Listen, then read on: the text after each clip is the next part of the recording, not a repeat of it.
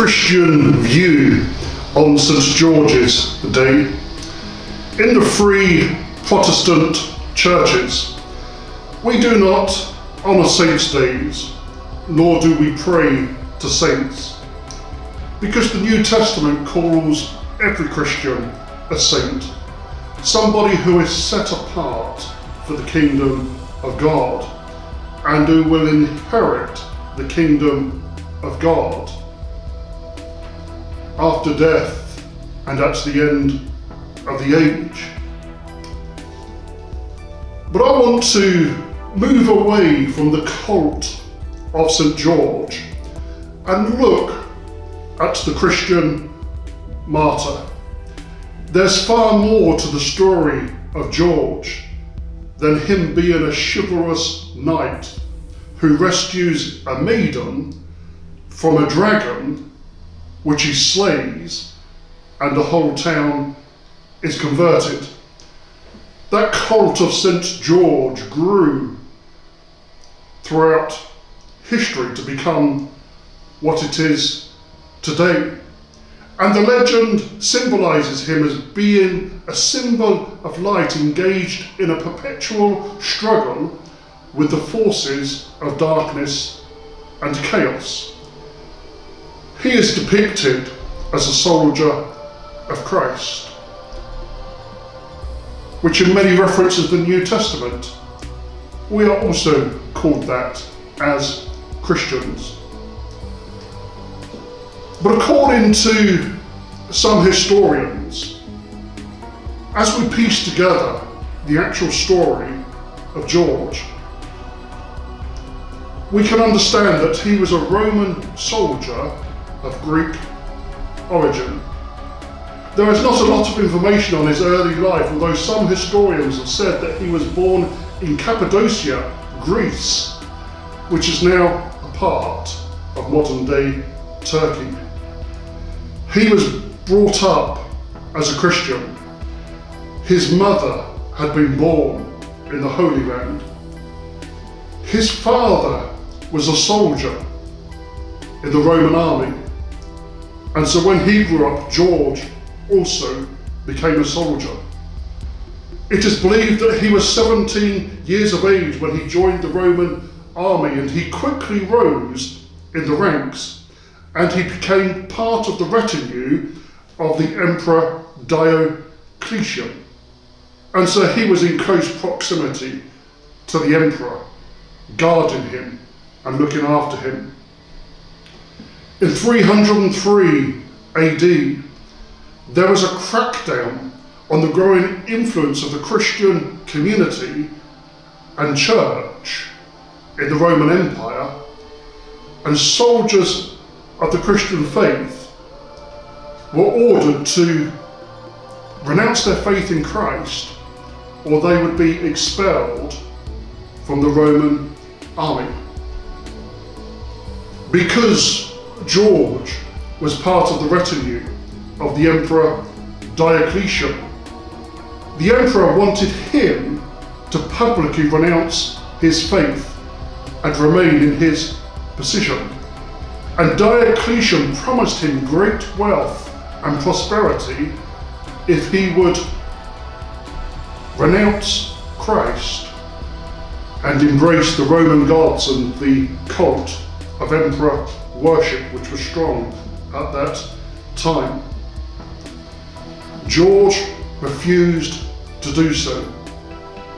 He considered the wealth and prosperity and riches of this world nothing in comparison to what he had in Jesus Christ. So he was tortured extensively in many different barbaric and horrendous ways, but he would not renounce his faith in Christ. And so he was executed on the 23rd of April, 303 AD. His body, broken and tortured, was taken back to his hometown of Lydda, now known as the city of Lod in Tel Aviv. It was taken there for burial, where Christians soon came to view his body to honour him as a martyr. His remains were later transferred to the church that was built in his name there. If he was born in Greece, why is George the patron saint of England? That's because King Edward III, who reigned from 1327 to 1377, when he came to the throne, he made him the patron of the newly founded most noble order of the Garter. And that is when George became the patron saint of England, even though he had never set foot on British shores. But to Edward, George represented the embodiment and the characteristics of the Christian kingdom. Those characteristics being chivalry and bravery. The medieval knightly system had a religious, moral and social code. It was called the Age of Chivalry. The combination of qualities expected of an ideal Christian knight were courage, honour, courtesy, justice, and a readiness to help the weak. And so Edward believed that George represented these virtues. Other countries also adopted him as their patron saint. So although we, as free Protestant churches, do not pray to the saints and do not acknowledge the saints' days, I think it is worth talking about George the Knight on the 23rd of April, which is St. George's Day in England. It is not a day of expressing nationalistic superiority over other countries or cultures. But we, as English people, and I as an Englishman and in a multicultural marriage, but we as English people should not be ashamed or afraid to honour and to mark St. George's Day on the 23rd of April each year. And in doing so, remembering this Christian martyr who displayed courage and chivalry, who was a man of courage, a man of principle, a man of honour, of courtesy, of justice, and one who was willing to help the weak.